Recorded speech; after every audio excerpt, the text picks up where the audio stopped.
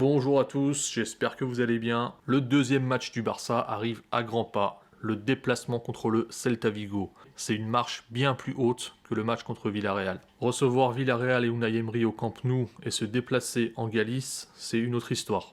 Je vous le dis d'entrée, le Barça n'a pas gagné là-bas depuis 2015 avec un but de Jérémy Mathieu. Salut Jérémy. Et on a vu aussi que la saison dernière, le principal souci du Barça, c'était justement d'aller gagner les points à l'extérieur. Faut savoir que le Celta Vigo, cette saison, me paraît bien meilleur que la saison dernière où ils avaient pas mal de lacunes. Il faut pas se fier uniquement aux résultats. C'est vrai qu'ils ont fait 2 matchs nuls, une victoire sur 3 matchs. Mais déjà, il faut préciser que les 2 matchs nuls sont 2 matchs à l'extérieur. Et on sait que le Celta est bien meilleur à domicile.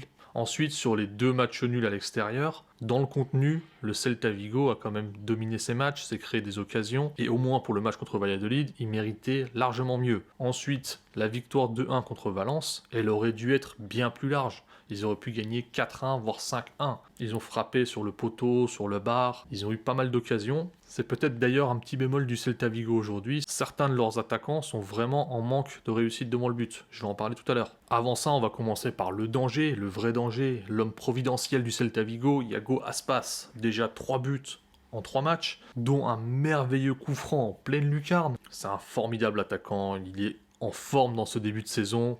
Depuis 2015, depuis la victoire sous Luis Enrique contre le Celta, en déplacement, le Barça a joué 6 matchs là-bas, pour 0 victoire évidemment, et Aspas nous a marqué 6 buts. Donc énorme danger. Après le bémol, c'est que les autres attaquants, ils ont été vraiment en manque de réussite dans la finition et il n'y a que Aspas qui a marqué pour cette équipe de Celta. Mais ça ne veut pas dire que Aspas est le seul danger. Loin de là. Sur le côté droit, ils ont Emre Mor, l'ancien joueur du Borussia Dortmund, qui était un énorme espoir à l'époque. C'est vrai que jusqu'ici au Celta Vigo, il n'a pas répondu aux attentes sur les saisons d'avant. Mais cette saison, je trouve qu'il fait un très bon début de saison. Il est virevoltant, il crée beaucoup de déséquilibre, il bonifie les ballons qu'il touche. Donc gros danger, Emre Mor à surveiller. Ensuite à gauche, il y a évidemment Nolito. Il est passé par le club, donc on le connaît bien. Aujourd'hui, c'est un joueur confirmé et en plus, il fait souvent des gros matchs contre nous. Nolito, c'est l'attaquant qui est vraiment en manque de réussite dans sa finition cette saison. Il a croqué pas mal d'occasions dans les matchs d'avant. Je pense qu'il va certainement vouloir se rattraper contre le Barça. Enfin, l'autre élément très important dans le système offensif, c'est évidemment Denis Suarez. On connaît son talent. Lui aussi, il est passé par chez nous. Aujourd'hui, il s'est installé tranquillement dans cette équipe du Celta Vigo. Il s'est imposé avec le temps. Il est chez lui, il a été formé là-bas, il est né là-bas. Il est en confiance, il est talentueux dans la construction, que ce soit par ses dribbles, par sa façon de donner le tempo dans le jeu, et enfin par ses passes dans les espaces. En tout cas, avoir Denis Suarez à la baguette et Aspas à la finition, c'est un énorme danger. Le Celta, c'est une équipe sur laquelle j'ai pas réussi à déceler beaucoup de points faibles. Il faut savoir que leurs latéraux sont aussi très costauds, contrairement aux latéraux de Villarreal. Ils sont très bons sur le marquage, ils laissent peu d'espace. C'est aussi des joueurs qui font beaucoup de fautes. Par exemple, le latéral droit Mayo, il a concédé un penalty assez bête contre Valladolid et ça leur coûte la victoire. Quand on sait qu'il va défendre probablement sur Ansu Fati, je me dis qu'il y a quelque chose à faire à ce niveau-là. Le vrai point sur lequel le Barça va pouvoir appuyer, pour moi, c'est les sorties de balles du Celta. Pro, j'ai remarqué que quand ils sont sous pression, ils perdent un peu leurs moyens et du coup, le Celta a plus de mal dans la construction. C'est d'ailleurs pour ça que le Celta se projette beaucoup plus vite dans des phases de transition offensive. Ils essaient rapidement de toucher Denis Suarez, qui lui va essayer rapidement de soit trouver Aspas, soit trouver un des ailiers dans les espaces. Donc là, il s'agit vraiment de couper la transmission avant que la balle arrive à Denis Suarez. Voilà, globalement, ce qu'on peut dire sur l'équipe du Celta, c'est que c'est vraiment une équipe cohérente et c'est un gros morceau pour le Barça. Mais quand on est le Barça, on n'a pas d'excuses, on doit gagner tous ces matchs-là. Si on veut aller chercher le titre en Liga, ça passe par des victoires à l'extérieur. Pour le Barça, justement, je rappelle qu'après ce match contre le Celta Vigo, on va jouer dimanche soir contre le FC Séville. Donc on va enchaîner 2 gros matchs. Il faut penser un peu à la rotation pendant le match et aussi dans le 11 de départ. Le Barça va vraiment enchaîner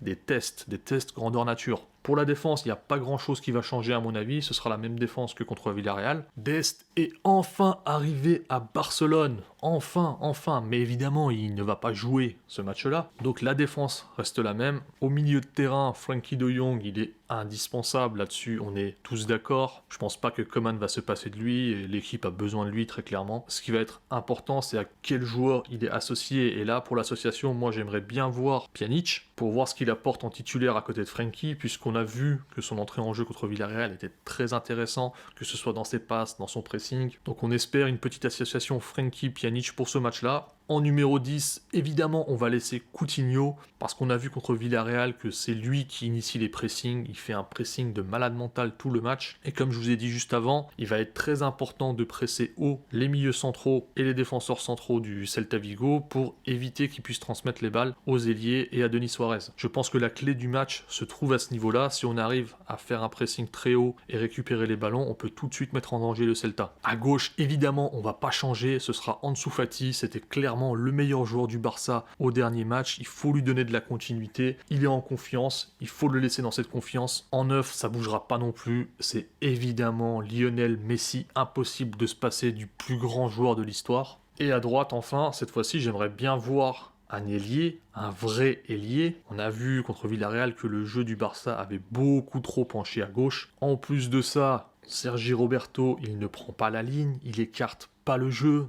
On a besoin de pouvoir étirer le bloc adverse, donc il nous faut un ailier. Donc moi je mettrais Francisco Trincao. Enfin, pour le collectif du Barça, j'aimerais qu'on continue de voir un Barça qui crée du jeu, sans passer obligatoirement par Messi, comme on l'a vu contre Villarreal. Pour moi, c'est la clé de la réussite du Barça. Là, je vais vous citer le commentaire de Wendy Merci, qui disait que Messi doit être la cerise sur le gâteau. Et il a raison, il faut que le Barça soit capable de créer, de jouer, sans que tout passe par Messi. Messi doit être le facteur X qui vient compléter un château qui est déjà bien en place et bien solide. C'est comme ça qu'on pourra espérer défier les autres écuries européennes. Si on espère les battre juste avec Messi et 10 autres joueurs comme on l'a fait les années d'avant, ça finira comme contre Liverpool, on se fera ouvrir à un moment donné. Enfin, j'espère aussi que la fin de match du Barça ne sera pas comme contre Villarreal où on a beaucoup laissé le ballon, où on a beaucoup concédé d'occasions. Donc voilà, beaucoup d'attentes sur ce match. N'hésitez pas à me dire ce que vous pensez du Celta. Est-ce que vous attendez de ce match? Quel compo vous attendez? J'ai hâte de vous lire.